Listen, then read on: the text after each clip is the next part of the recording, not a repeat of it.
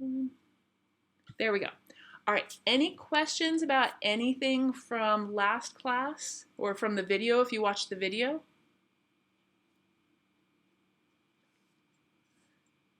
All right, so again, feel free to open up your chat bar, and also feel free to unmute yourself and just talk if you have questions for me. But any questions on anything so far? Okay, so let's go ahead and keep going. So normally I would say that we're about to solve the same problem that you would be solving in the lab tonight. But we're not going to do that in lab tonight. As you know, we're doing office hours tonight. However, come Monday, I will ask you to do a problem very similar to this for the lab that you're going to do. So you may want to star this or make a note here that you will need this example for the lab 8, which is coming on Monday. And by the way, you won't have to do any lab outlines since you're not going to do it in the lab. So that's one nice thing. Oh, and just to let you know, you guys do have the ability to draw on the screen, but when you do draw on the screen, everybody sees it. So I can see someone's kind of drawing on the screen right now. So just a heads up on that. That little black mark I think was from somebody drawing on the screen. All right, so here's our chemical reaction for this titration. And in our titration, we have 3.59 grams of something called KHP. And it's going to be used to titrate 39.54 milliliters of NaOH. And what we're going to do is find the molarity of NaOH. So KHP is a very common substance we use to standardize our bases. So when we make NaOH, when we just mix it together, it's actually hard to find the molarity. And the reason is NaOH is something we call hygroscopic. So it actually sucks up water from the environment. It's very much like those anhydrous compounds we talked about at the beginning of the semester. So if you were to say spill some solid NaOH on the table and you walk away from it, come back 20 minutes later, you have a pool of water. That solid has taken in so much water, it is now just looks like that pool of water. However, it's a very dangerous pool of water because it's very concentrated. So if you were to put your finger in it, you would find out why it's called caustic soda. It will actually try to eat away at your skin a little bit in that concentrated form. So because NaOH takes in water of its own, we can't really weigh it out on a balance. It doesn't really help because we don't know how much is NaOH and how much is water. So whenever we make NaOH mixtures from the solid, which is the least expensive way to do it, and it's the way we do it at Long Beach and at colleges all over the country, we use KHP to standardize it. So you are going to get a chance, and you will virtually get a chance to make your own NaOH mixture and then standardize it with KHP, just like we do in the real world. And so here we're going to be using 3.59 grams of this KHP, which is a form of acid, even though it doesn't look like it. And we're going to be titrating 39.54 milliliters of NaOH. So KHP, it's an abbreviation for potassium hydrogen phthalate. And phthalate is this big old anion right here. It is a 2- anion. I'm not going to ask you to memorize phthalate. I just want you to be aware that that P does stand for phthalate. It does not stand for phosphorus. But the equation that I put a box around is the balanced equation. And again, it's an equation that you're going to need for Lab 8, which we're going to do on Monday. So you will need this. Oops.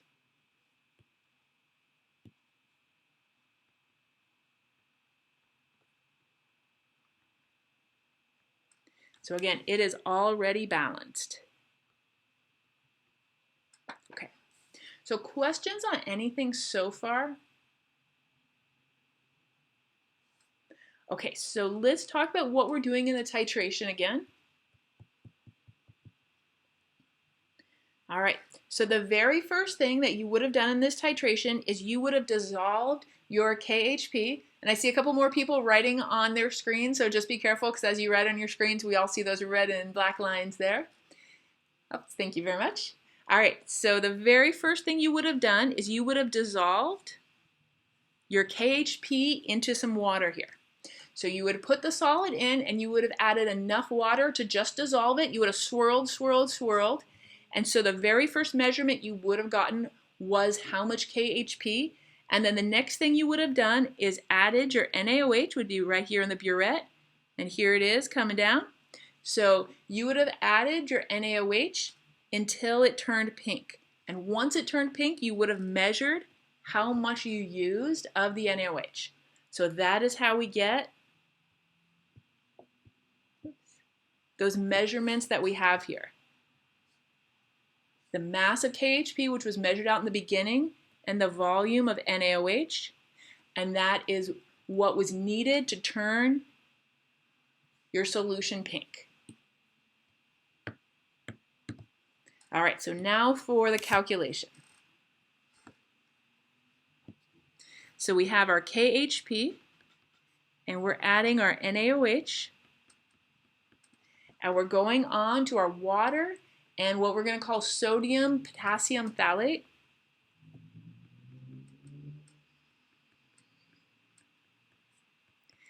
By the way, I do not need you to memorize this equation, and I don't need you to memorize phthalate. I just need you to be able to reference this when we're ready on Monday for Lab 8.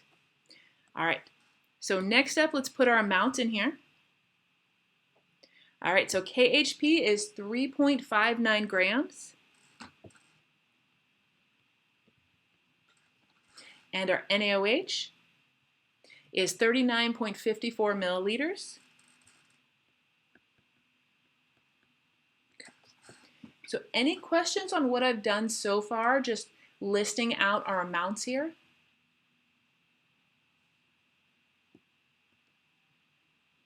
Okay, so last time we were doing a problem like this, we had 3 values given. We had 2 volumes and 1 molarity. Now we have a grams. And what I'm going to tell you is whenever you're given grams, that is where you want to start.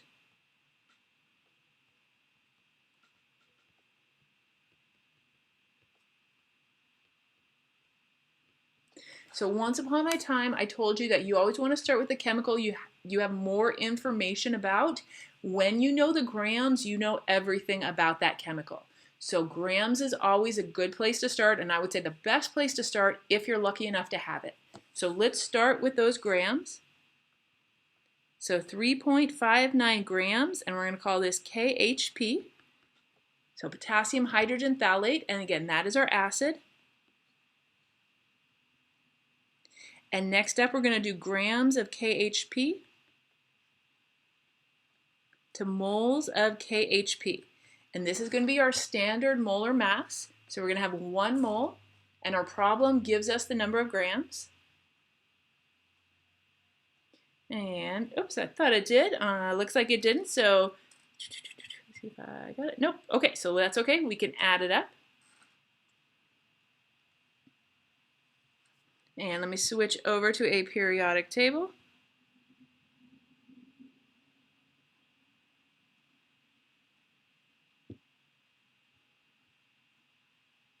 All right, so I'm going to start with my potassium. Potassium's 39.10 plus, next we're going to go to our hydrogen, 1.008, and now we're going to do our phthalate. So again, P is not phosphorus, it's phthalate, and we got to use that whole formula.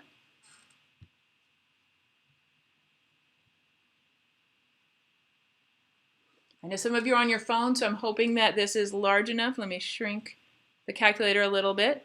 So we have 8 times our carbon, so 8 times 12.01 plus 4 times our hydrogen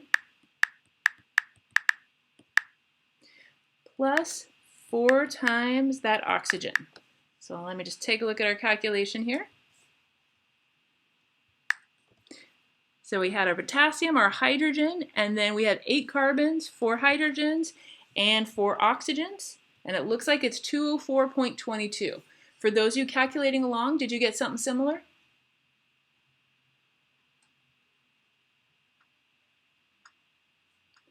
Anybody brave enough to calculate along? Oh, excellent. Looks like lots of you were getting that.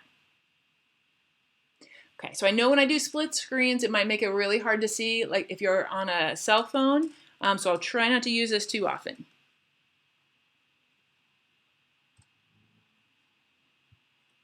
All right, so I believe we said 204.22 like so. So again, we're going to go from grams to moles using our molar mass. So any questions on what we've done so far? All right. So next up, we want to change between our KHP and our NaOH, just like we would in a grams to grams conversion. So what's our next step?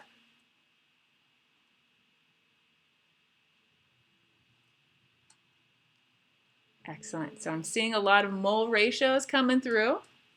All right, so I'm going to put moles of KHP on the bottom. And on the top, I'm going to put the moles of what we really want, which is NaOH. Now, this is a balanced equation the way I gave it to you. So how many moles of KHP? Excellent. There was an invisible 1, and so it is 1 mole of KHP. And how many moles of NaOH? Excellent. So lots of 1s again. Any question on why this is a 1-to-1? Okay, so the equation as given is balanced, and remember, if you see nothing here, that nothing is an invisible 1. All right, go ahead and take a moment and calculate out our moles of NaOH. So you have 3.59 divided by 204.22.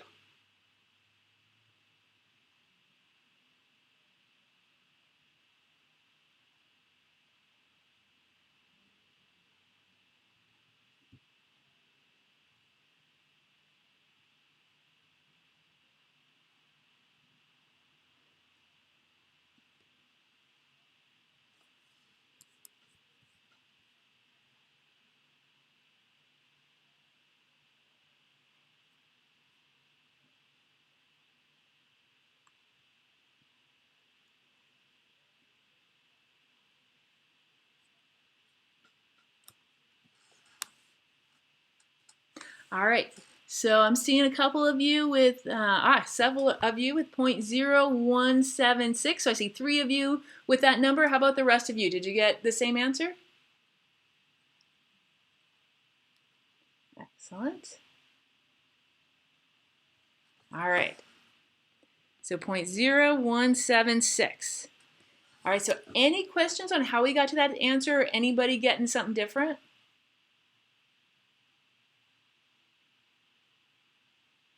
All right, so those are our moles, but let's go back up to our problem. And it's asking for molarity. So molarity we've looked at a couple times. If I was just to do the formula for molarity, it's what divided by what? Anybody remember our formula? Let's see. Yes, I'm seeing moles divided by liters. So a couple of you are saying moles per gram or moles per milliliter, but it does need to be moles on the top, liters on the bottom, and that's a really important formula. And it's definitely a formula that you need to know, both for this class and for your biology classes, for future chemistry classes. So super important, moles per liter. All right, so let's calculate out our molarity. So we have moles on the top, 0.0176, and these are our moles of NaOH. Now let me scroll back. How many liters do we have?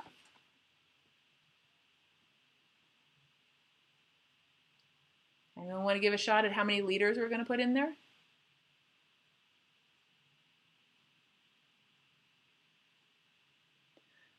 All right, so I see 39.54 and 0.03954. Which one is our liters?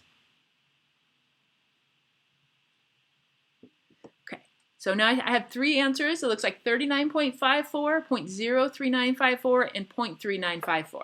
Oh, okay, so one was just a typo. Okay, so what I'm going to say is when we take that 39.54 milliliters and we divide it by 1,000, we do get 0.03954 liters like so. Any questions on how we get those liters? I'm going to draw a box around this. This is just kind of an aside.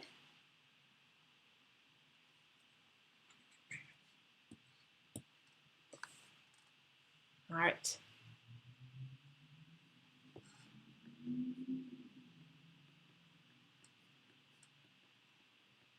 All right, any questions on how we're getting these numbers in our calculation, either the moles or the liters?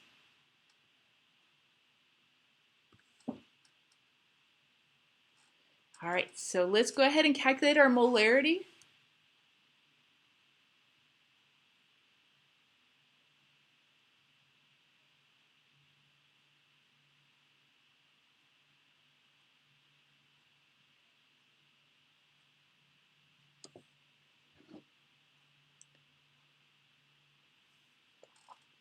All right, so I'm seeing some answers come across.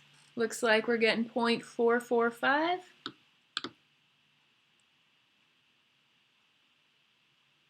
All right, so looking good. Looks like we get 0.445. All right, anybody getting anything different or any questions on how we got these numbers?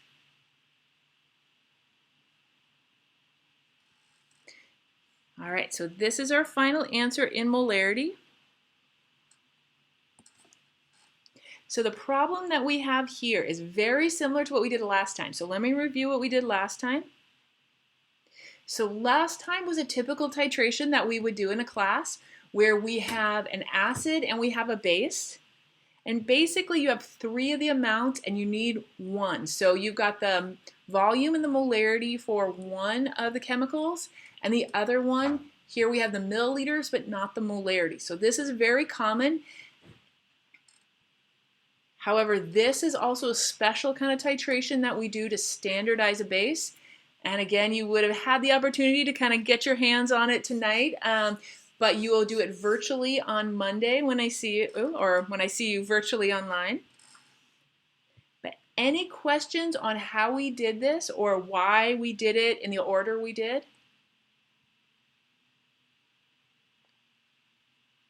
So I think I mentioned this before.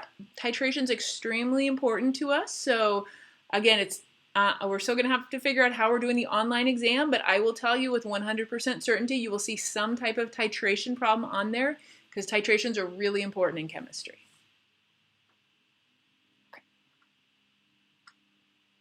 All right, so going on to talk about our acids. So here we have really 4 different types of acids. And the first kind is called monoprotic. So let me zoom into our monoprotic here. This is HCl. And the reason it is monoprotic is because it has one of what we call an acidic hydrogen. One hydrogen that can come off. It can react with a base. So mono meaning one, protic means proton. And I want to talk about that word proton for just a moment. So way back when, in your youth, in the beginning of this semester, we talked about protons, neutrons, and electrons, and we looked at hydrogen.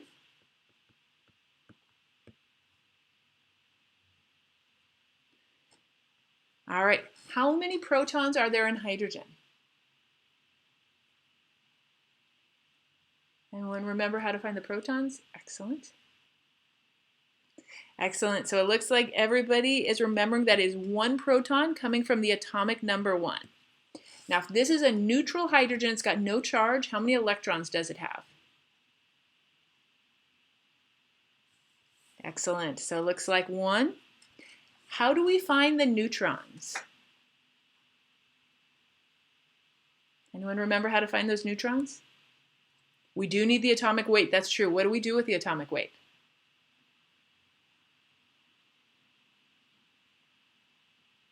Yes, subtract the protons. Excellent.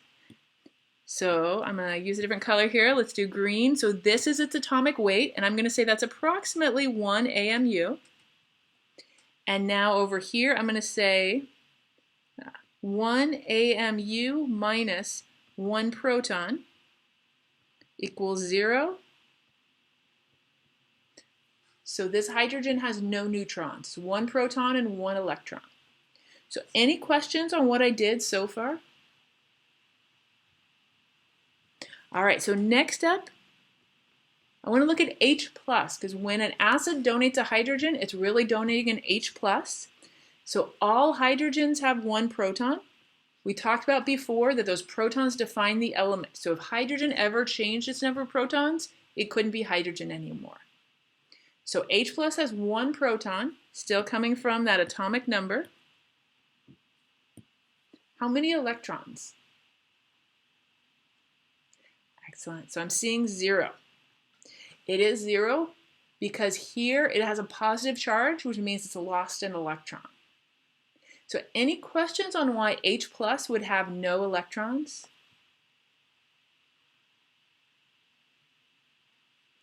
All right, so the neutrons are going to be the same as above because we still have one AMU minus one proton.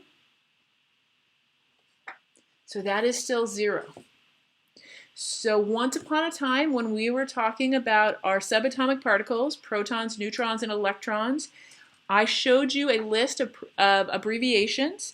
And so for protons, it said P, it said P plus, and it said H plus. And I told you I would tell you about it someday over the rainbow. Well, that lucky day is here.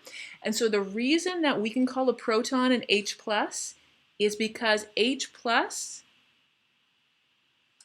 has nothing but a proton in it. So when our acids give away an H plus, they're really giving away a proton because that's all there is in an H plus. So in chemistry, when we say hydrogen ion,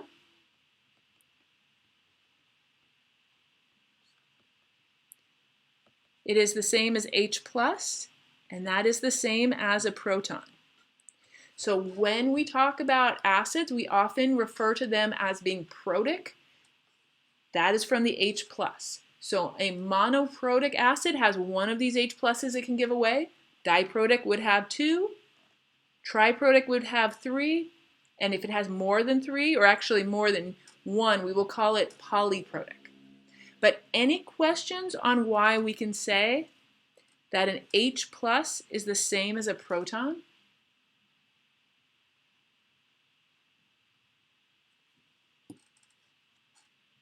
Okay. So way back here we said HCl is monoprotic. And again, that word protic comes from proton, which comes from this H plus right here. Next up we have our diprotic, di meaning 2, and there's 2 hydrogens that can be given off. Now just wanted to give you, and I think we talked about this briefly before, but just give you an idea of something that looks like so.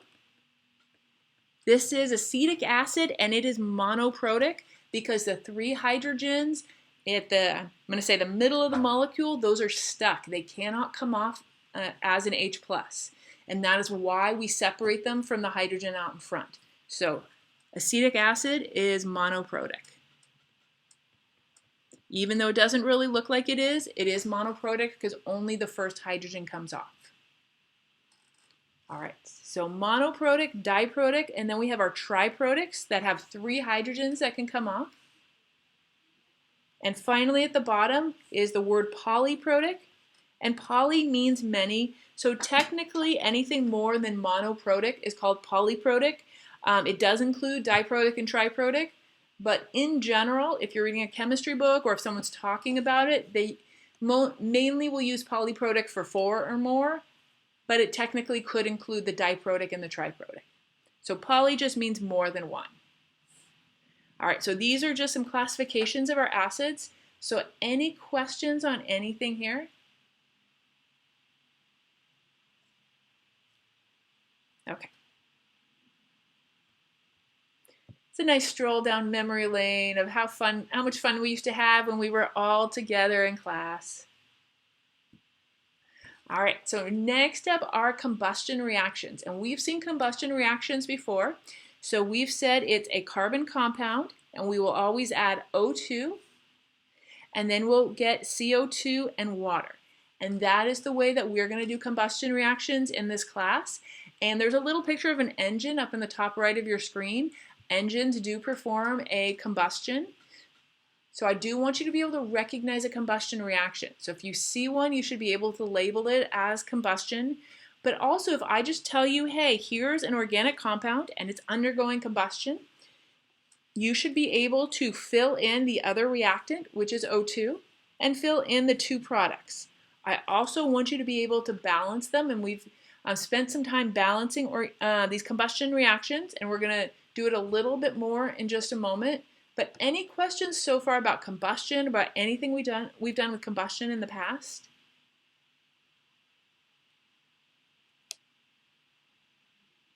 Okay. So here it says the following gases will all undergo combustion. We're going to predict their chemical reactions. And at the bottom it says you must be able to balance a combustion reaction. So it's been a little while, so I want to do the first one with you, and then I'll give you some time to try the second one. So let's try this first one.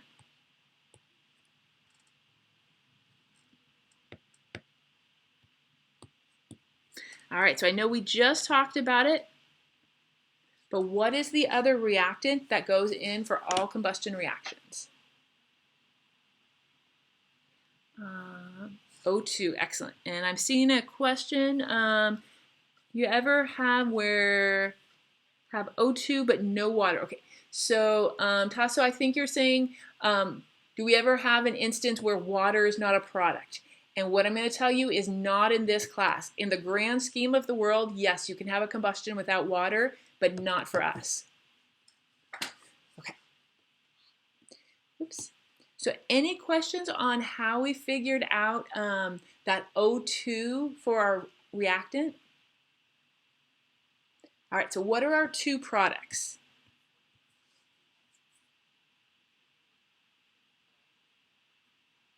All right, so I heard a CO2 out there, and I heard some water. Excellent. All right, any questions on how we figure out reactant as O2 and CO2 and water as product? Okay, so I'm going to do the full balancing just to kind of remind us of how we do it. And my recommendation to you is whenever you do a combustion to write it out as carbon, hydrogen, and oxygen. It spells out CHO, so C-H-O, CHO. And on the left-hand side, it looks like we have 2 carbons, 4 hydrogens, and 2 oxygens. So any questions on where I got those numbers? All right, so on the right-hand side, it looks like I've got 1 carbon. It looks like I have 2 hydrogens, and we have a total of 3 oxygen, and that is 2 plus 1 equals 3. So just to show you where those come from, there's 2 right here and 1 right over here. So any questions on where we got our counts? Okay. So what should we do about our carbon?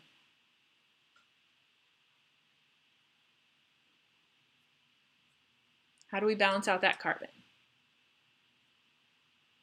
All right, so I'm seeing a 2. Where are we going to put the 2? On the right and in front of CO2, yes.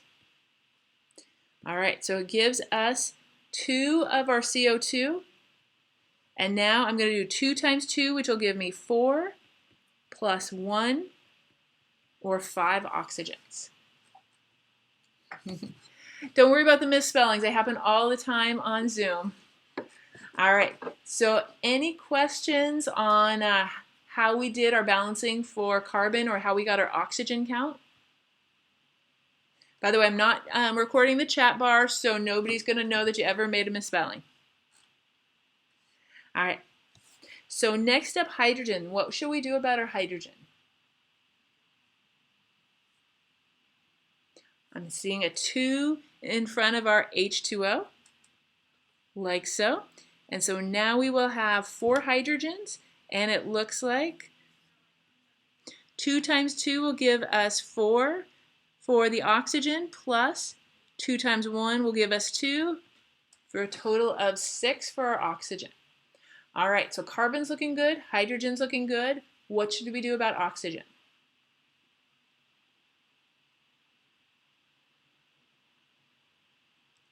Excellent. So I'm hearing a 3, or I guess I'm reading a 3 here. And 3 times 2 would give us 6, and it looks like we are all balanced.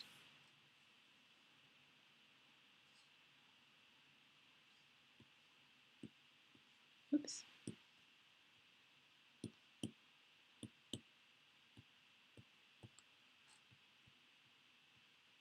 All right, so questions on how we wrote out this equation or how we balanced it?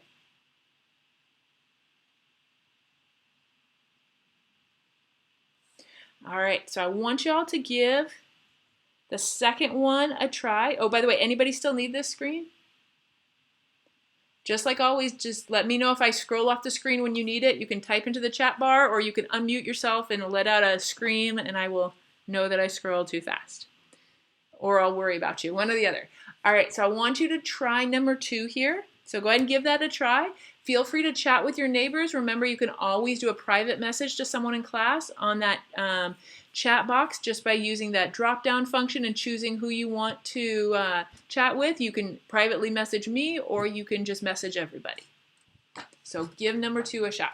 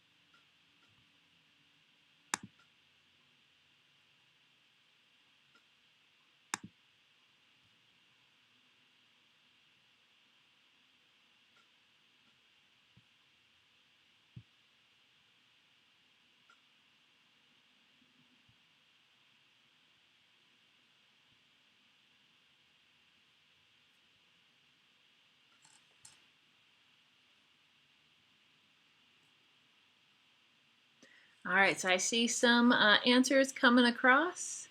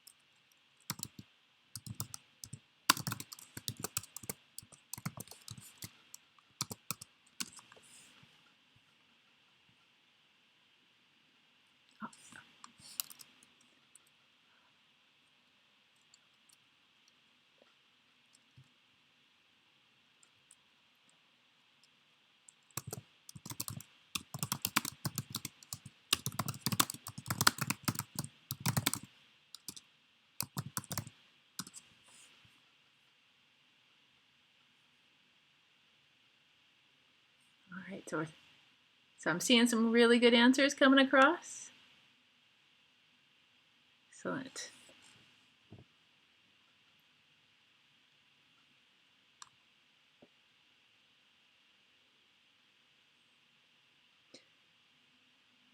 So I'm getting lots of good answers coming across. If I haven't messaged you back, it's because your answer looks correct. All right, so let's give everybody one more minute, but feel free to message me privately or message another student privately once you have your answer.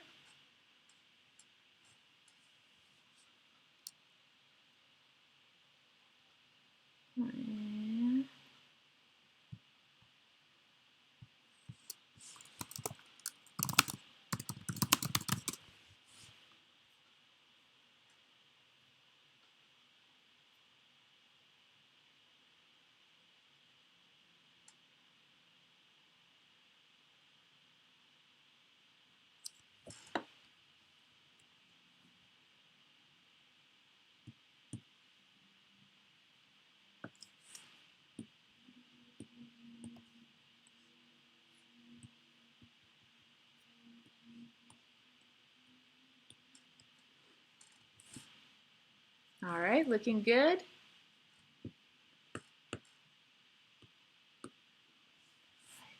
How are we doing? Would anybody like some more time on this one?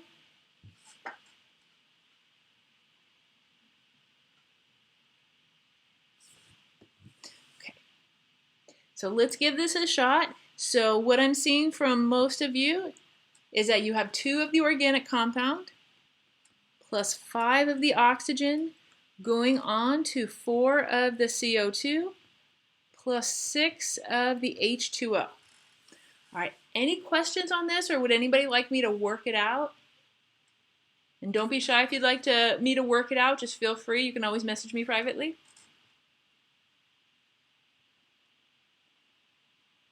All right. So any questions on this one or the previous one above? Okay. So again, if you want me to work something out or you want more detail, please don't be shy about asking. You can always message me privately and nobody will ever know it was you who asked. Okay. Before we go on to our next topic, let's go ahead and take our break. So it's almost 5:50, so let's come back at 6 o'clock. And I will still be here, so anybody who wants to chat online or wants to unmute and just talk to me, I will be here. And then at 6 o'clock, we will come back and we will start our next topic.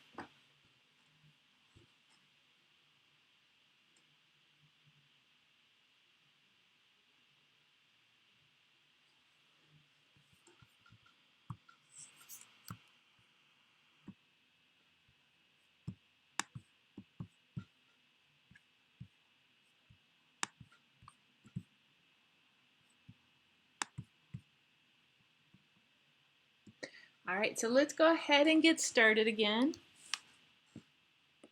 Oops. Any questions about what we were doing before break with balancing the equations or with working on the titration?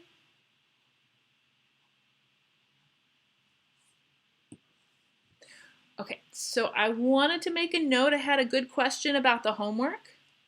So I'm going to put it down here. Note this is a question from the homework.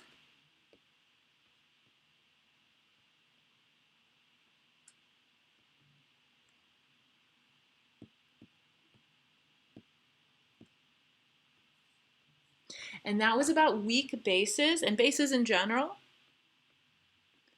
For us in Chem 1A, we're going to consider bases to have an OH at the end. So I'm going to say most bases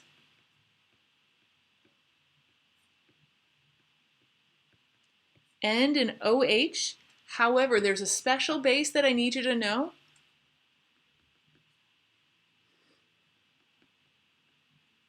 And I need you to know about ammonia. And that is the same ammonia that's in Windex. That is NH3, and it is a weak base.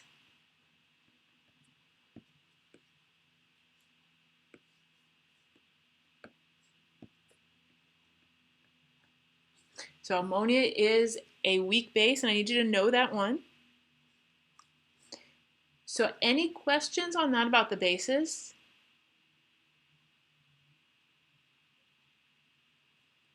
Okay, one more thing that I wanted to point out is someone discovered in number 4 on the homework. This is the homework chapter 4, part 2. Number 4 just happens to be missing the letter B, so it does go A, C, D, E. Sorry about that.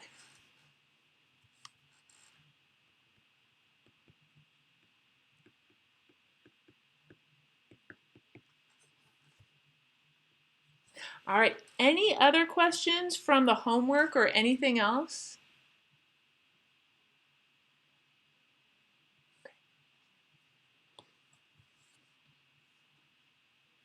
All right, so I'm going to move into talking about single replacements. So single replacements are a little different than our double replacements. So once upon a time, we're just going to do a moment of review here. Oops. Try that one more time, sorry. All right, once upon a time, we talked about something called a double replacement.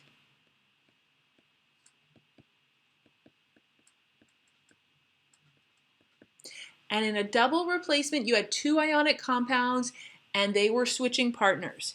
So let's say you had a lead nitrate and you had a Ki, and what we said were the outer ions got together and the inner ions got together. So from this we created PbI2 plus KNO3, and then we balanced like so. This was your double replacement, and the way you knew you were looking at a double replacement is you had two ionic compounds.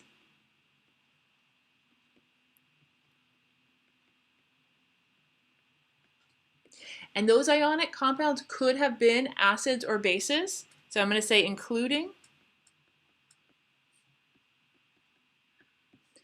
acids and bases. Basically, you had two compounds that both had a positive and a negative, a cation and an anion. So any questions about those double replacements?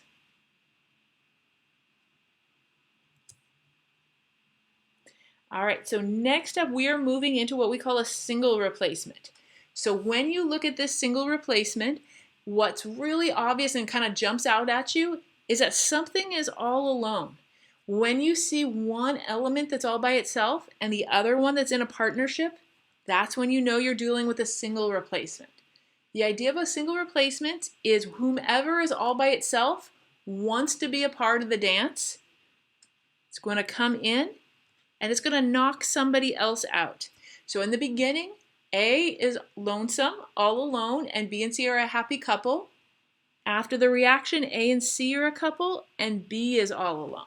And that is how single, what was that? Okay, so that is how our single replacements are always going to be. We're going to have one thing all alone in the beginning and one thing all alone in the end. It's a very sad world for the single replacements. And once upon a time, we took a look at this video where they were acting out their chemical reactions. And here you see Mr. Zinc, and he is replacing hydrogen in this dance. So somebody comes in and knocks somebody else out of the dance. So any questions so far on these single replacements? All right, so here is our first one, and there is a rule that goes with this, but what I'm going to tell you is it's much more helpful for you to learn the process rather than learn the rule. So the rule here says a metal plus an acid gives a hydrogen gas plus a salt, where salt is another word for an ionic compound. But you do not have to memorize that rule if you can just learn the method. And this method, this process is going to work for all of our single replacements.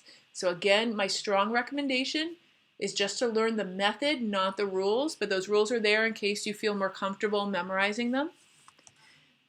So let's start off with the magnesium. If I was to write magnesium as an ion, what would be its charge?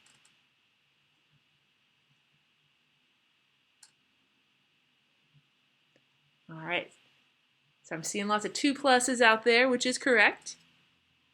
All right, so next up we have hydrogen, which is a 1 plus, and chloride, which is a 1 plus. Or I'm sorry, a 1 minus. All right, so our rule is that positives only replace positives, negatives only replace negatives. So right now, magnesium is all alone and wants to be a part of this dance. Its only chance to do that is if it can replace hydrogen. Remember, it cannot replace chloride because positives only replace positives. When it replaces hydrogen, hydrogen gets essentially kicked out of the partnership. Let me draw my arrow a little better.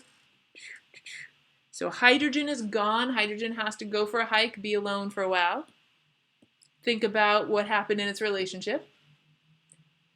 So now we're going to have Mg with Cl. And by the way, is that a balanced ionic compound when I have MgCl? No, what should I do to balance it?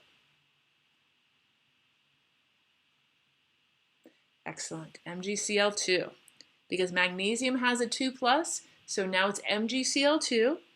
And hydrogen got left out in the cold. And can hydrogen ever be just all alone there? There we go. I'm seeing some H2s. Excellent. All right, so magnesium replaced hydrogen in that ionic compound, and hydrogen got kicked out, but hydrogen can never be alone because it is diatomic. So we still need to balance, but any questions on how I wrote the products here? So a lot of students actually find the single replacements to be easier than the double replacements, as long as you remember the rule that positive replaces positive, negative replaces negative. All right, take a couple minutes and go ahead and balance out this equation. So our equation is right over here. So Mg plus HCl goes on to MgCl plus H2.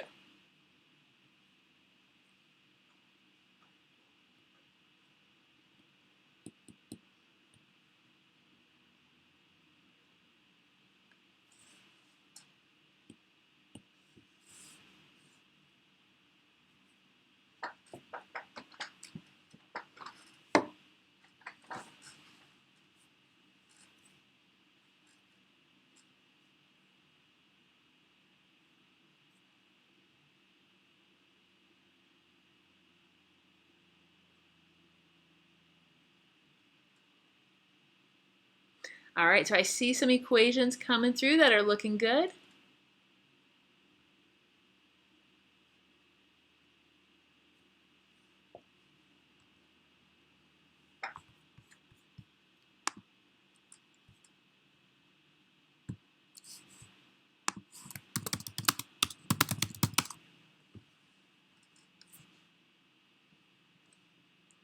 Yep, lots of equations that are looking good.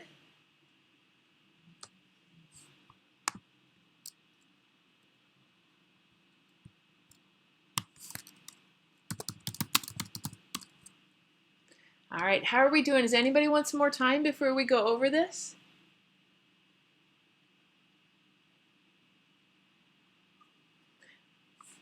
All right, so what I'm seeing coming through there looks like 2 HCl, and let's see, do we need any other 2s here? Nope, that looks like it. So just the 2 in front of the HCl. So any questions on how we balanced here or anything else for this slide right here? Okay. So any questions about this idea of single replacement or how you're going to recognize it with one element by itself and one ionic compound?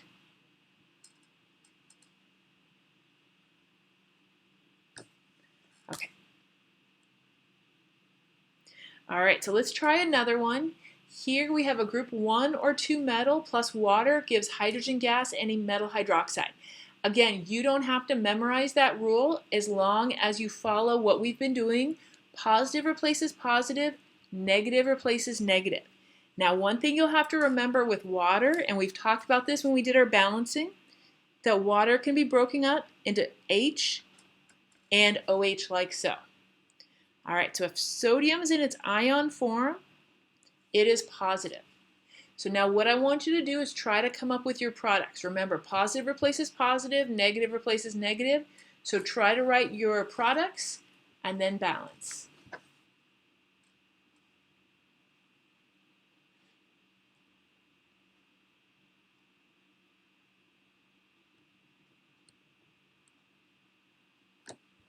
In case it helps, let me try to get the other one on the screen. Actually, I'm gonna make this one larger. Just some of you are on cell phones, so I don't think that would show up very well.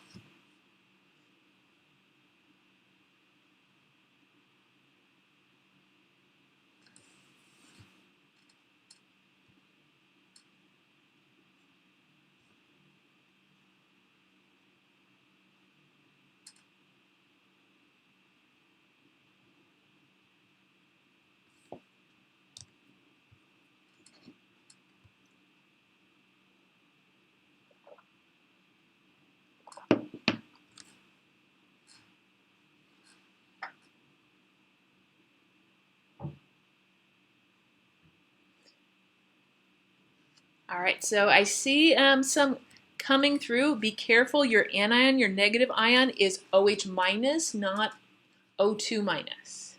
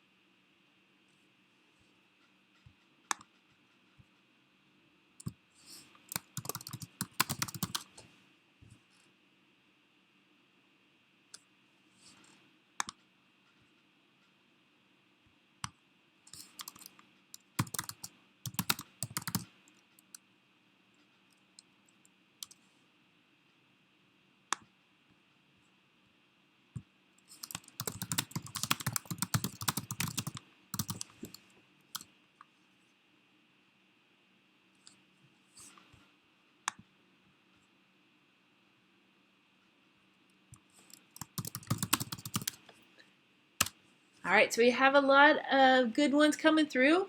Does anybody want some more time to work on this one?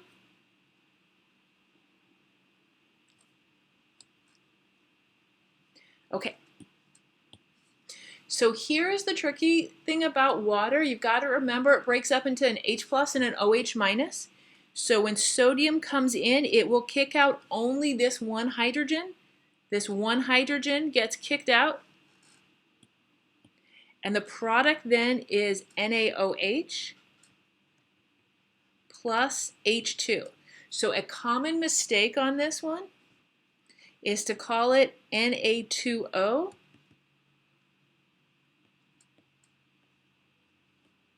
But that is wrong. That would only happen if water were to break up into two H pluses plus O2 minus. And we know that that just doesn't happen. We know experimentally the one we get is this one right here. So that doesn't happen, which is why we don't get Na2O. So a lot of you were sending me your answers, and several of you sent me that Na2O. Any questions about why it's NaOH instead of Na2O? Okay, so be careful with that one. On tests or quizzes, I get a lot of those wrong answers, those Na2Os. You've got to treat water as a hydrogen and a hydroxide put together. All right, so then from our balancing, it looks like we're getting 2 sodium, 2 hydrogen, and 2 NaOH. All right, so what do you all think of this as a balanced chemical reaction? Anybody getting something different or have any questions on how we got this one?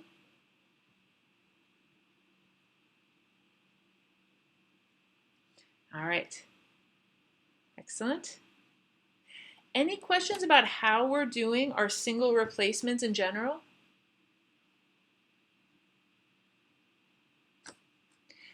Okay, so let's keep going with our single replacement.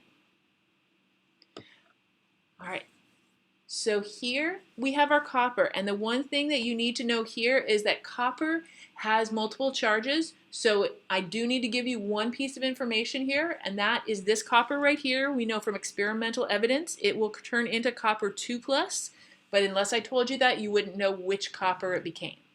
All right, so now that you know copper will become copper 2+, I want you to go ahead and try to find your products and balance. Again, feel free to message each other, message me, or message the whole group if you have questions. But go ahead and try to find your products and balance.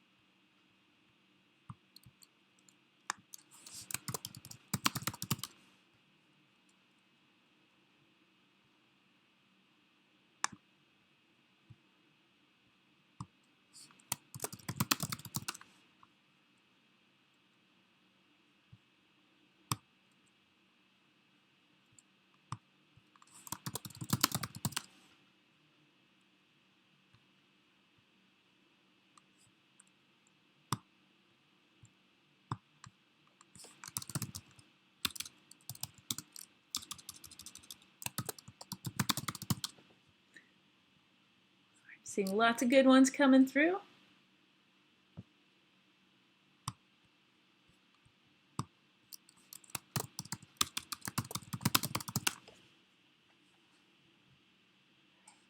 How are we doing? Would anybody like some more time before we give this a shot?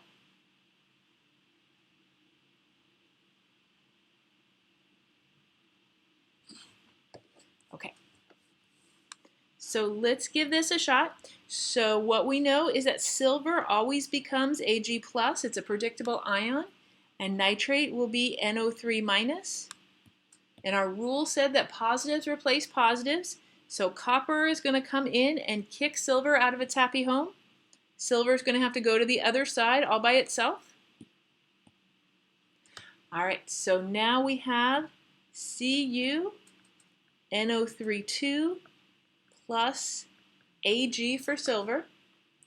And it looks like the balancing that I'm seeing is a 2 here in front of silver nitrate, and I'm seeing a 2 in front of silver. So what do you all think about our products and our balancing?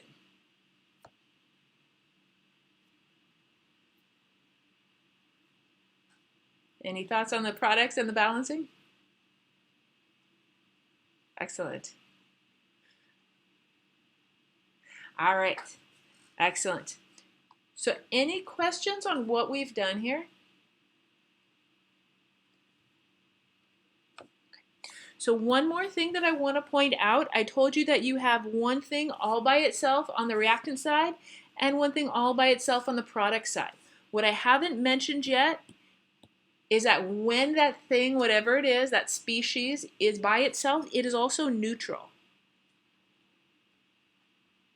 So you will always have a neutral element on the left and a neutral element on the right. Oops.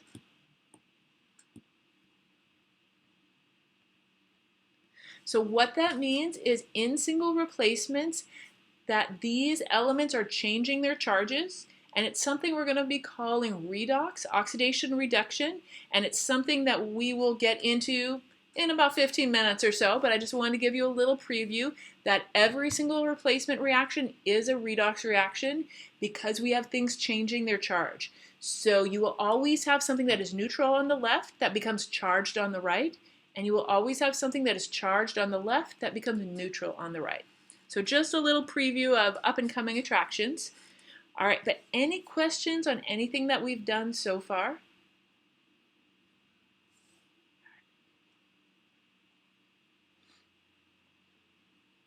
So now I want to take a look at this one. It's just slightly different than the ones that we've done before.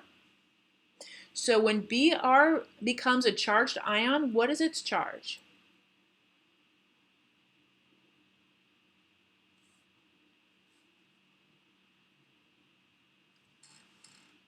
Excellent. So I'm seeing -1, and that's why it's different than what we've done so far. This is our first time doing a negative, an anion.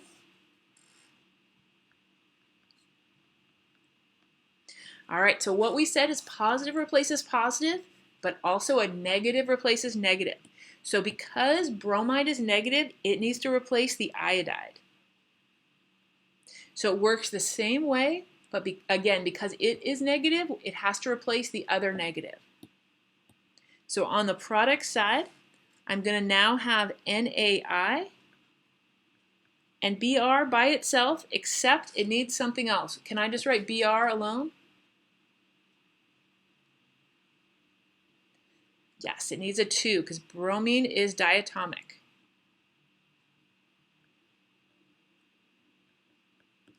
All right, so we haven't balanced yet, but any questions on how we did this one? It is a little different just because our Br2 is negative, so it had to replace the negative iodide. But does it Br? Let's see. Oh my gosh, did I? Oh my gosh, I wrote it wrong. I'm so sorry. Thank you. I apologize. NaBr plus I2. I'm sorry, I wrote that wrong. Thank you. Yes, thank you all. Sorry, my brain was in too many places at once. You're right. It is NaBr plus I2. Thank you. All right, so other questions about how we came up with this product? All right, so how would we balance this? Any thoughts?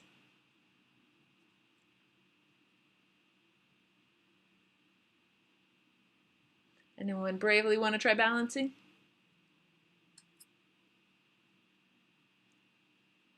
No one's brave enough to balance?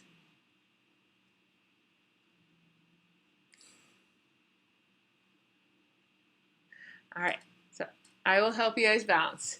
All right, so if I have 2 bromides on the left, I'm going to need 2 on the right. And now I have 2 sodiums on the right, so I'm going to need 2 on the left, and that will balance out our iodide. Oh, there we go. Jervin was brave enough to help us balance. Oh, and Kimberly as well, and Juan. Excellent. And then, let's see, 1 minus 2 minus 2. Oh, okay. And Dylan as well. When I first read yours, Dylan, I thought you were writing a math problem for us for subtraction, but I see what you're saying now. Thank you. All right. Any questions on this one? Okay. So how do the single replacements feel? Do they feel doable? Like you could do some either on a homework, on a quiz, or on an exam?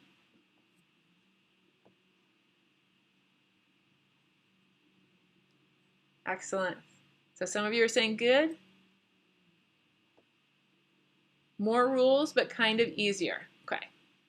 So again, you do not have to memorize these rules right here. That is just to help you if you're not comfortable doing the positive replaces positive, negative replaces negative. But yes, a lot of people find the single replacements to be easier than the double replacements. Okay. Any questions on those single replacements? All right. So just in case you were thinking, oh my gosh, those are so much fun, I want to try some more out, here are 4 problems. I want you to give them a try. Again, feel free to talk with your neighbors, your virtual neighbors. That drop-down menu, you can message anyone privately, including myself, and you can also message everyone. So give these ones a try. Let me know if you have any questions.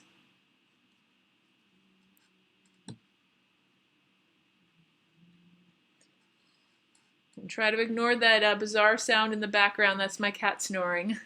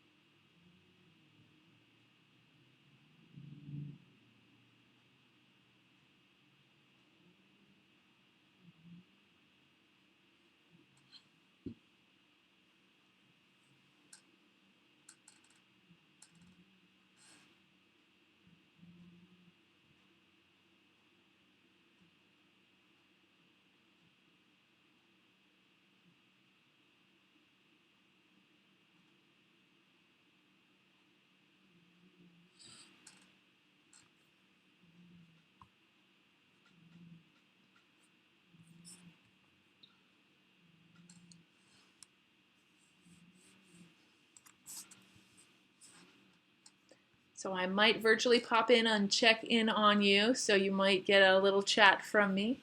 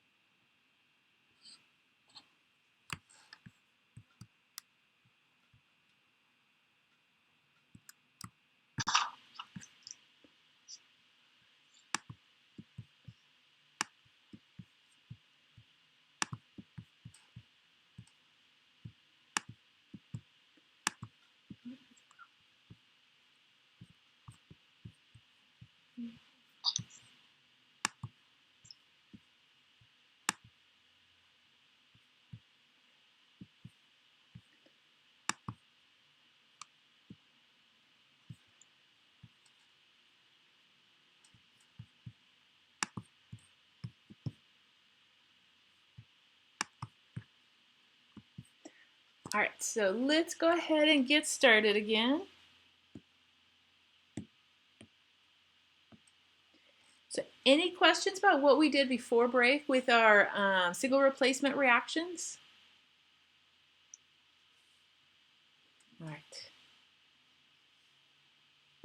So next up, what we want to do is write the net ionic equations for those single replacement reactions. So we got a chance to do net ionics the last time, so this brings together the net ionics with the single replacement. So let's try this one. So first we have a zinc metal, and it's going to be added to aqueous hydrochloric acid. So I mentioned sometimes that we write the word metal after one of our metals. When we're doing this, we're just trying to tell you, hey, it's in its original metal form. So it's nothing special. You're still going to just write it as zinc. But zinc in its standard form, would it be a solid, a liquid, or a gas? All right, so I see a lot of solids, and yes. So zinc is indeed a solid. Then we have our aqueous hydrochloric acid. So how do we write hydrochloric acid?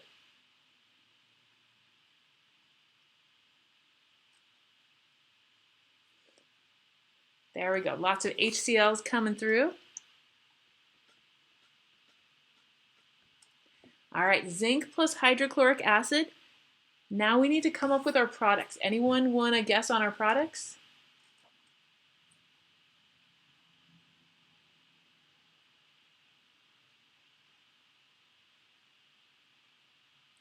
Someone who's brave and proud of their single replacement abilities?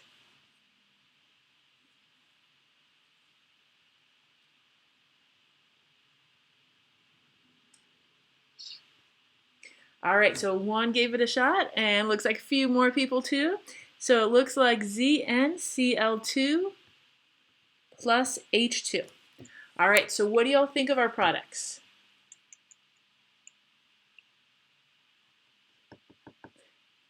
Excellent. They do need balancing. You're right, Angie. We'll get that balancing in just a moment. But any questions on how we got those products, or anyone want to see me work it out to find those products? Okay. And Angie, I'm going to volunteer you, since you were the one who reminded us we do need some balancing. How would you balance? All right, so I hear a 2 in front of HCl, and that looks good. What do y'all think?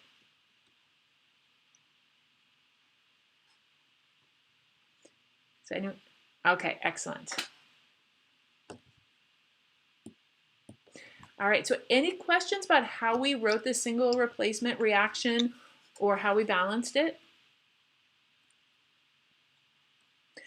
All right, so to get down to our net ionic, we need to put in our states. So let's start off with that H2. So hydrogen in its natural form, its standard form. Oh, and I see it already. So Andrew is saying he thinks it's a gas. What do you all think? Do you agree with Andrew?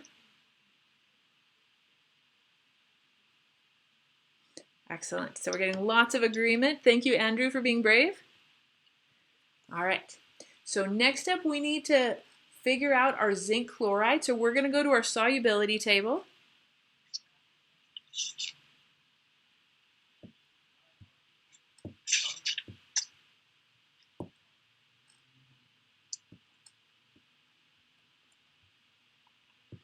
All right, so we are looking at ZnCl2.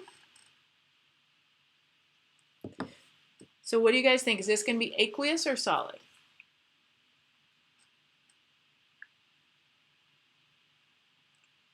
All right, so I'm seeing a lot of aqueous and soluble coming across. Both of them are true. It will be aqueous. So we don't have zinc as its own category, but we do have chloride right here. And chloride is soluble unless it has silver, mercury, or lead. And we have zinc, so none of these three.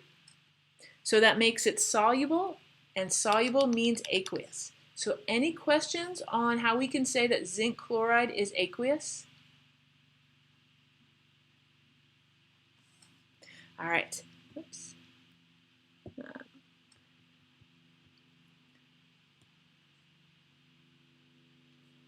All right, so any questions on what we've done so far? Okay, so this equation that we've just written, we gave a name to it last time, and we called it the total, or actually, I'm sorry, not total, I'm going to write that, molecular equation.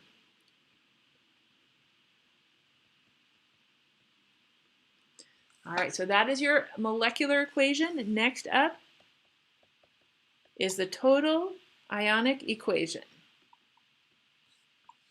And in a total ionic equation, we break up only strong electrolytes.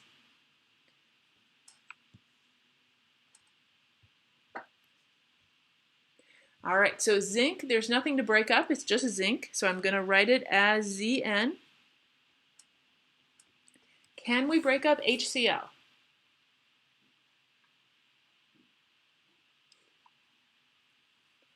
All right, so Andrew is bravely saying yes. All right, and so we've got Draven and... good question. Okay, so we've got a great question coming in from Jury, and it said, will the single reactant always replace the compound reactant? And in this class, the answer is yes. Next class on Chem 1B, you will learn that there is an order, essentially a strength, who can replace who, and you're going to learn that next semester. But in this class, you're going to assume that if I write a single replacement reaction, it will happen. So good question, Jury. All right. So here I'm going to break up the HCl, and we're going to say 2 hydrogen aqueous plus 2 chloride aqueous. All right, so next up we have the zinc chloride. Can we break up zinc chloride?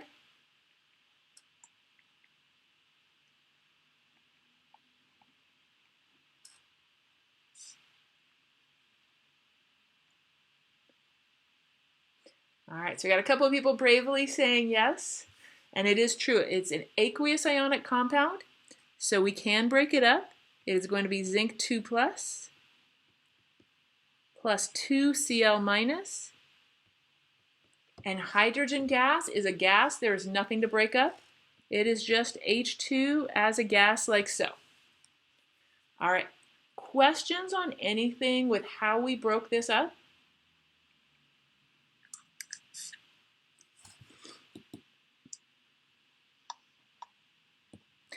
All right, the color is probably too dark. Let's do this one. All right, so is there anything we can cross out? We see it on the left and again on the right.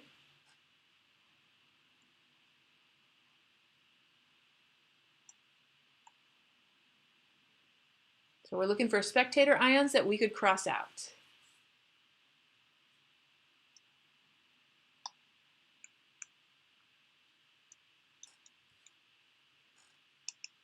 All right, so I'm seeing zinc and chloride. Let's start with the chloride.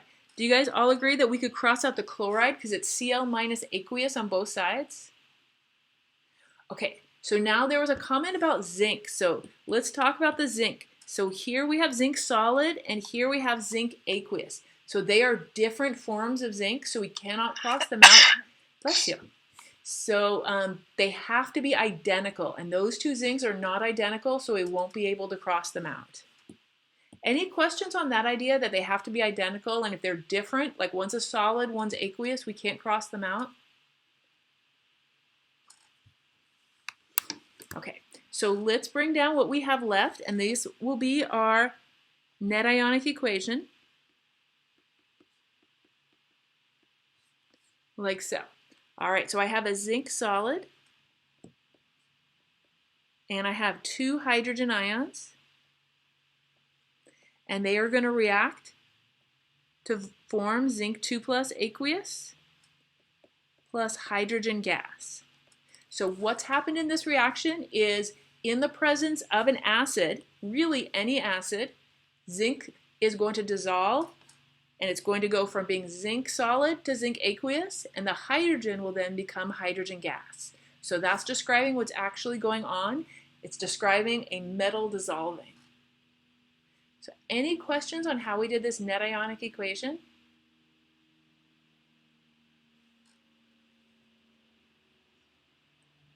All right.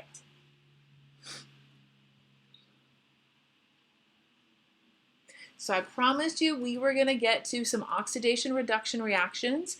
also known as redox reactions. So hopefully in your last chemistry class you got to talk a little bit about oxidation and reduction. So all of the reactions we've just been doing, all of those single replacements, they are oxidation reduction, lovingly known as redox. So the reason we call them redox or oxidation reduction is because inside of every one of those reactions, there is an oxidation taking place and there is a reduction taking place. They must be taking place together. You can never have only an oxidation or only a reduction. So let me show you how this works. Down here we have an equation. It's 2 calcium plus 1 O2 going on to 2 calcium oxides.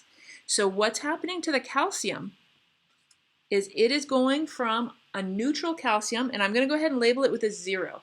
And that 0 is its charge. It's neutral calcium straight off the periodic table to the calcium we'd find in an ionic equation, calcium 2+. So it went from being neutral to being positive.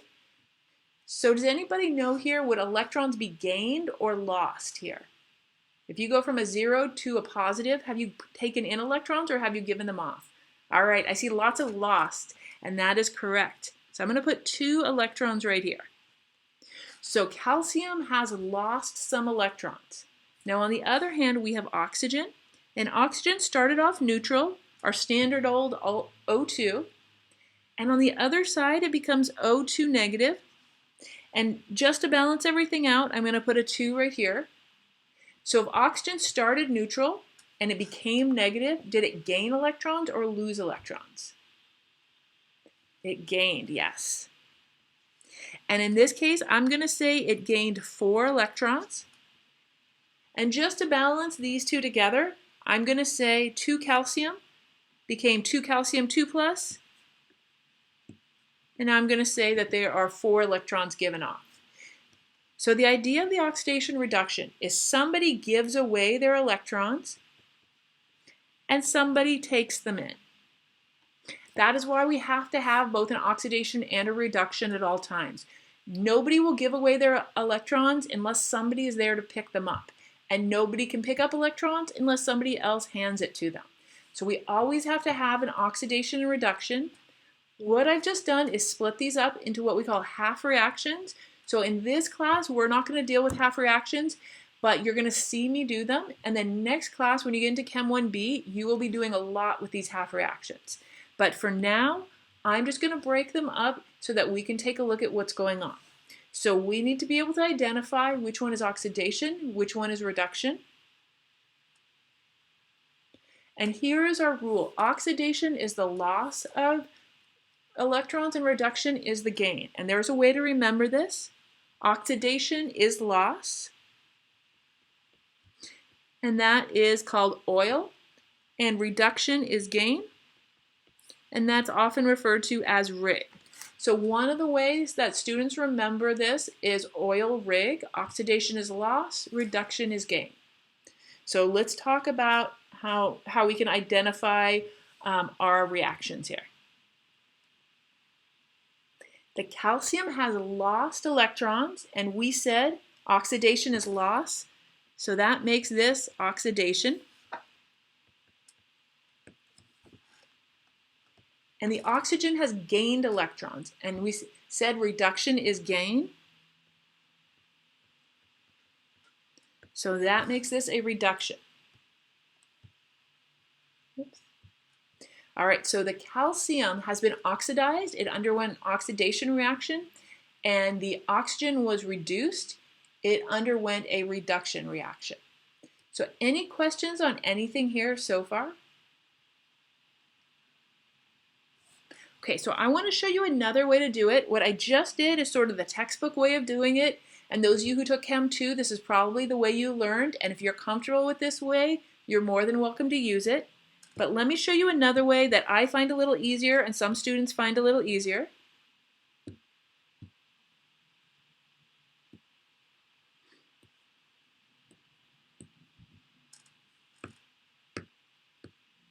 And I'm going to put here alternative method.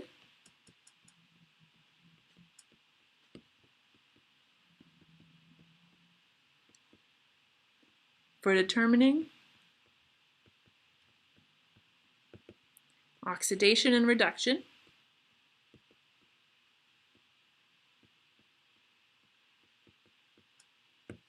By the way, if you ever can't read my sloppy handwriting, please do let me know. All right, so in this method, we don't have to take a look at the electrons. Instead, I'm going to take a look at the charges. And I'm going to start with the oxygen. I'm going to look at this 0 and this -2.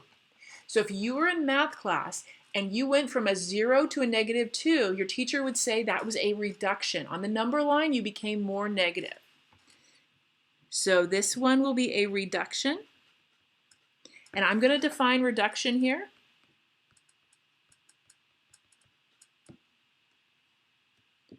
By saying the charge decreases.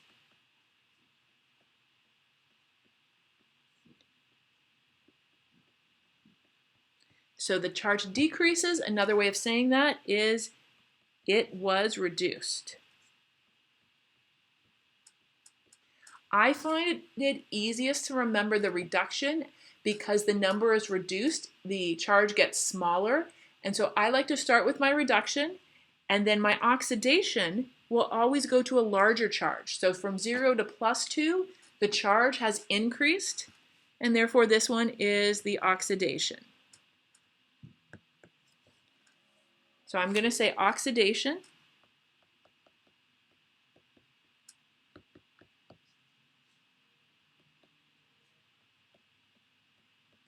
The charge increases. Okay, so again, I know this is a little different than the way the book teaches you and probably a little different than the way your Chem 2, your Intro to Chem teachers taught you, but any questions on this method?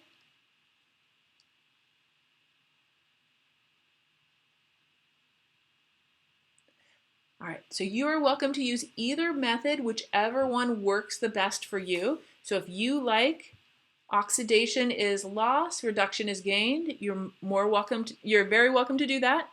If you like reduction is when the charge decreases and oxidation is when the charge increases, you're welcome to do that as well. I find this one to be more helpful, especially as we get into larger chemical reactions. But again, totally your choice. If you guys have another way of doing it, hold your hand over the equation and it just magically comes to you, that's fine as well. So however you figure out your oxidation reduction, perfectly fine. Okay, but questions on anything here so far about the idea that hidden inside every one of these redox reactions, there is an oxidation and there is a reduction, and I might ask you to figure out which is which. Okay. All right, so one of the ways that we figure out where the electron's going is by assigning something called an oxidation number. So an oxidation number is very similar to a charge, but the difference is that we can assign these quote-unquote charges to atoms that don't necessarily have a charge. We're just asking them, hey, hold up your electrical charge if you had one so that we can figure out where our electrons went. So I'm going to go through some of these rules, and at first I know they're going to seem overwhelming, but once we start doing them, they will get easier. So first off, if you see an element in what we call its elemental form, that is just the standard old way we would find it. That is then neutral. So O2, that's the way we would always find oxygen. So I'm going to put a 0 there. That 0 meaning neutral. All right, H2, same thing. That's how we always find hydrogen. So it is neutral, has no charge, oxidation number of 0. Neon is a gas. It floats around all by itself. Boom, oxidation number of 0. Same thing for mercury as a liquid and calcium as a solid. So anytime you find an element in its natural state, something we call its elemental form, it is going to have an oxidation number of 0. We could also say it has a charge of 0. So any questions on anything there? All right, so next up, here it says monatomic ion. Monatomic Mono means one atomic atom. So these are actually the atoms that, or I should say the ions that we've been working with the whole time. So here, this is an Na+. Its charge is its oxidation number. O2-, again, the charge is the oxidation number. So if you have a single atom with a charge, an ion, whatever that charge is, that is the oxidation number. So any questions about this, that if you have a charged ion, a charged element, which is an ion, that charge is the same as the oxidation number?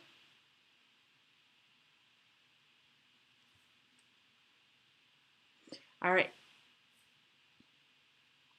So those oxidation numbers, again, they're just a way for us to keep track of the electrons in our redox reactions.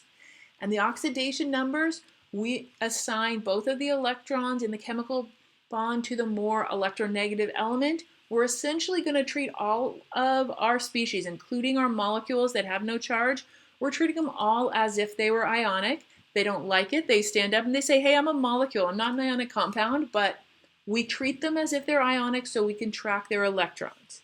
So the rules do not give actual values. They're just going to give us average values, but that's okay.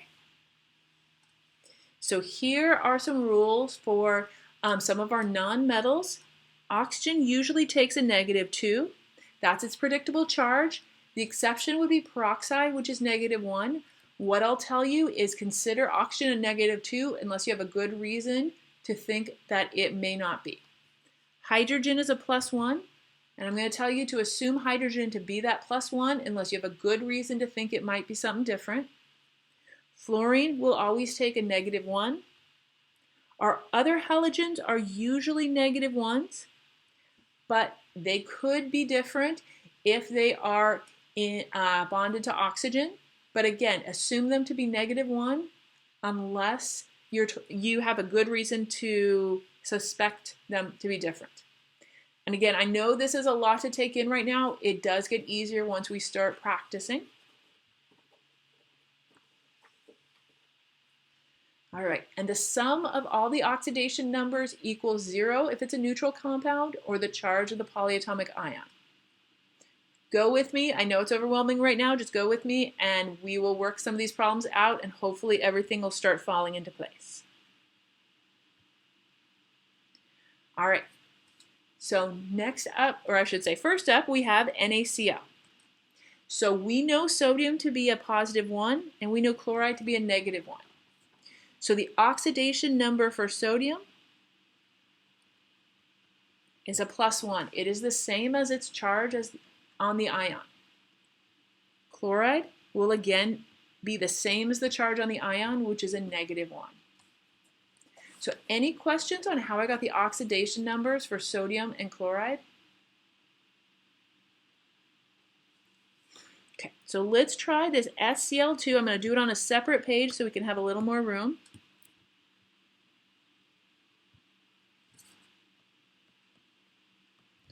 All right, so sulfur is tricky. Sulfur can change its charge, but chloride is usually a -1. So I'm going to assume chloride to be a -1, and I'm going to spread out everything I have here. So I have a sulfur, and I have 2 chlorides. I know my chlorides to be -1. I don't know what sulfur is, so I'm going to call this one X, because I don't know what it is. But what I do know is this is a neutral compound.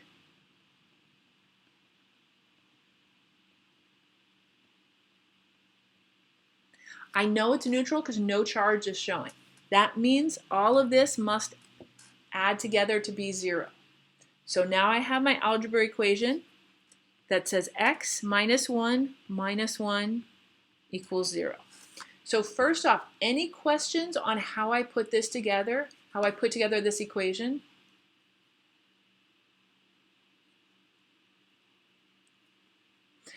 All right, what does x equal? Excellent. I'm seeing some 2's in here. So now what I can say is for our oxidation numbers,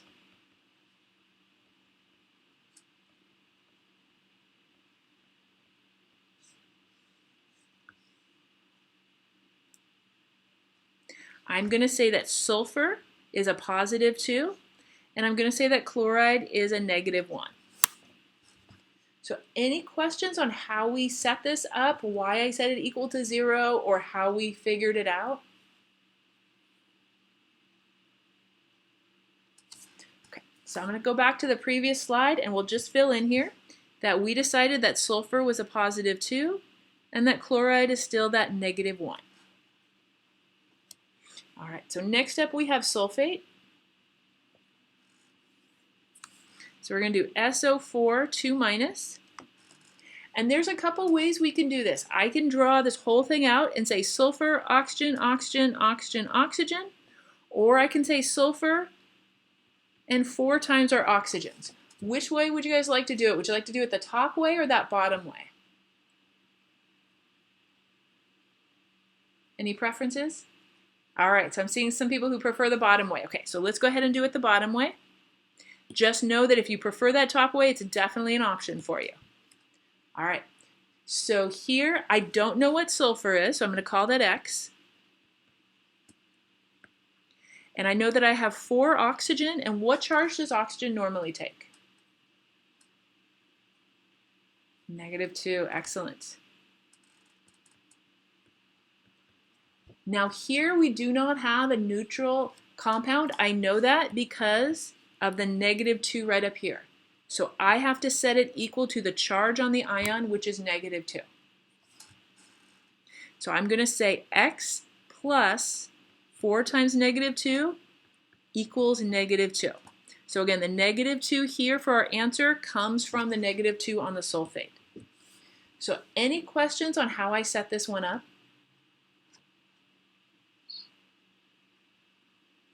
Okay, so go ahead and find X.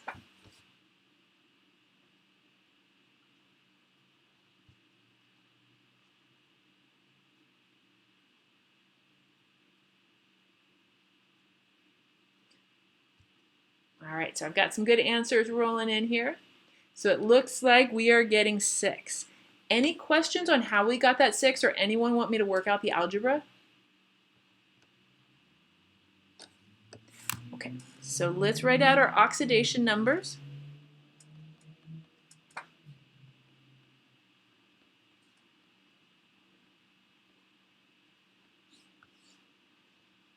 All right, so we can say that sulfur is a +6, and we can say that oxygen is a -2. So any questions on anything from this example? All right, so I'm going to copy these oxidation numbers right up here, like so. And you can see already that sulfur does have a habit of changing its oxidation number, so never trust sulfur. You've always got to work out the answer for sulfur. And sometimes at this point people say, well, what if there's 2 elements that I don't know? How am I going to figure it out if there's 2 that I don't know? And I will promise you there will only be 1 that you don't know. So there's only going to be 1 element in the compound you're looking at that is unpredictable. I would never give you 2, because some of you who are math fanatics know that if you have 2 unknowns, you need two equations, and we're not going to bother with that. Okay, so our next one is sodium sulfite.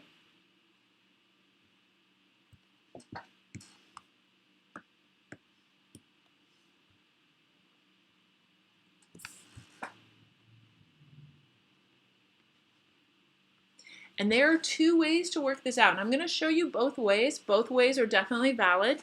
So I'm going to call the first one method 1. And in method 1, we're going to set it up the same way we did the previous one. So I'm going to say I have 2 times sodium, because there are 2 sodiums. I'm going to say that I have 1 sulfur, and I'm going to say that I have 3 oxygens. All right, so what is the charge on sodium?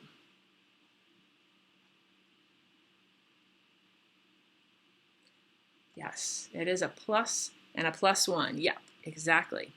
So +1, and I'm going to multiply that by 2 because we do have 2 of those sodiums.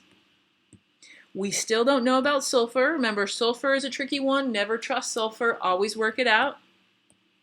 And we have 3 oxygen. And what was the charge or oxidation number on oxygen?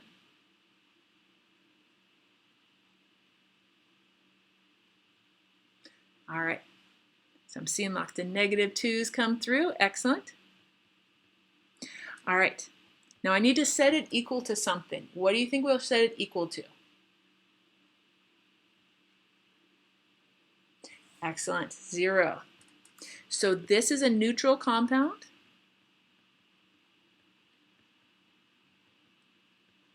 And again, we know it's neutral because it has no charge specified, and that is why we're going to set it equal to 0. So any questions about that 0, about how we got the 0, why we're not setting it equal to something else?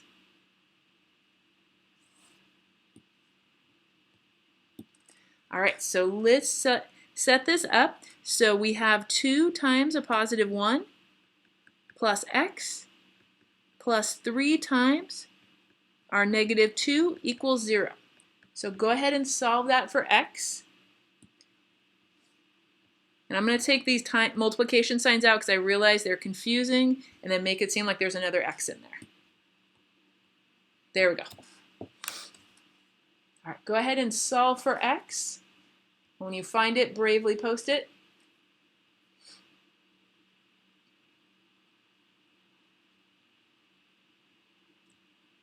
All right, so it looks like we got a lot of 4's coming through. Any questions on that 4? Or anyone want me to work out the algebra? So Jervin asks, why is sulfur tricky?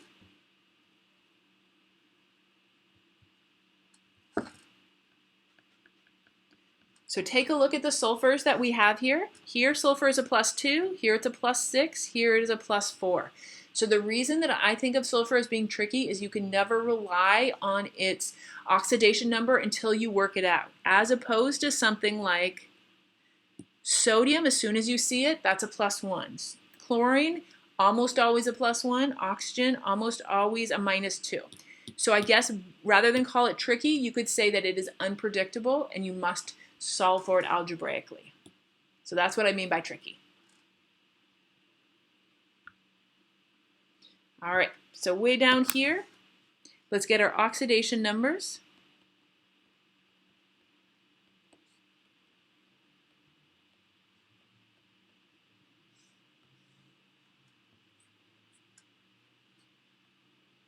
All right, so we said sodium was a +1.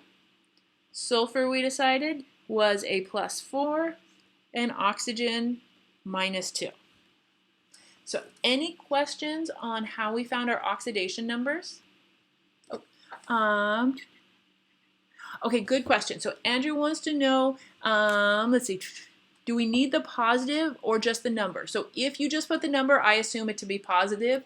It's a habit of mine to say +4, but if you just say 4, that's fine, because I do assume anything without a negative to be positive. Good question. All right, other questions on our oxidation numbers so far? Okay, so I'm going to go ahead and copy these up here.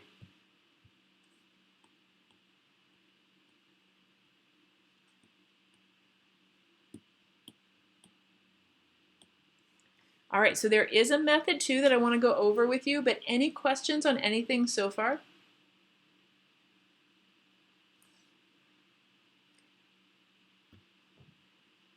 All right, so this was our method 1, where we did it just the same as we did the previous one. We broke it up into all of its pieces and set it equal to 0.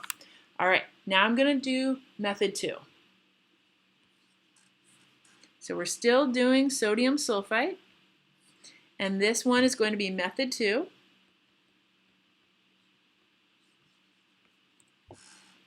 All right, so for method 2, what I'm going to do is break this up into its ions before I do anything. So I'm going to break this up and say I know sodium to be a +1, and I know sulfite to be a -2. So I'm going to do that first, and then right off the bat, I can say the oxidation number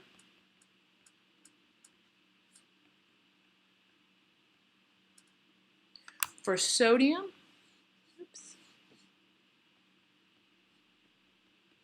So this allows me to grab sodium's oxidation number immediately as soon as I break them up. Now I would solve slightly different for sulfite.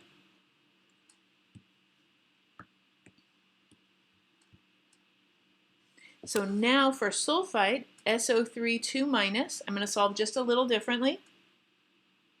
I'm going to say I have 1 sulfur and I have 3 oxygens. So I don't know what sulfur is.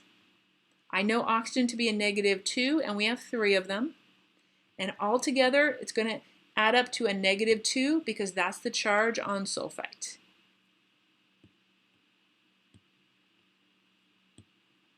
So now I'm going to say X plus 3 times -2 equals -2.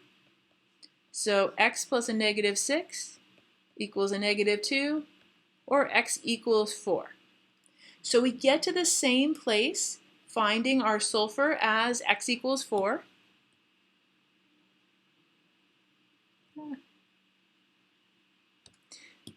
Sorry, trying to do a perfect ellipse and it doesn't want to let me. There we go, perfect ellipse. All right, so it gets to the same place, but here all we had to do is break up the sulfite as opposed to breaking up the entire compound. So it's just a different method of doing it. You get to the same place, so we still can say that sulfur is a +4, and we can still say oxygen is a -2. So this is a different method, works perfectly fine. Some people prefer this method. Some people would prefer to do the whole thing like so. So any questions on anything here?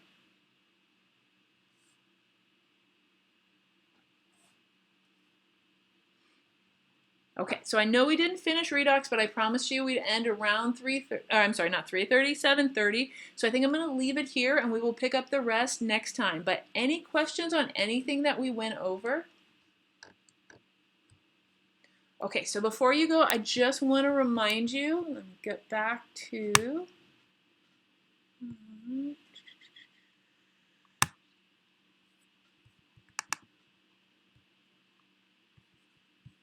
All right, so I want to remind you about a couple of things. One is the extra credit, and I'm sure you won't forget about that one. But the other thing is how I'd like you to turn in your assignment. So rather than emailing me, I would prefer that you upload them directly to Canvas. And the way you're going to do that is on the left-hand side, you'll go to Assignments. And again, they're more organized if you do it show by type. And then click on your assignments. So whichever assignment you're ready to turn in. Click on Submit Assignment. It just says Resubmit for me because I've done a practice of this. And then you're going to choose your file. If you have additional files, you'll do that right here. So this is where you'll upload your pictures of the homework. Okay.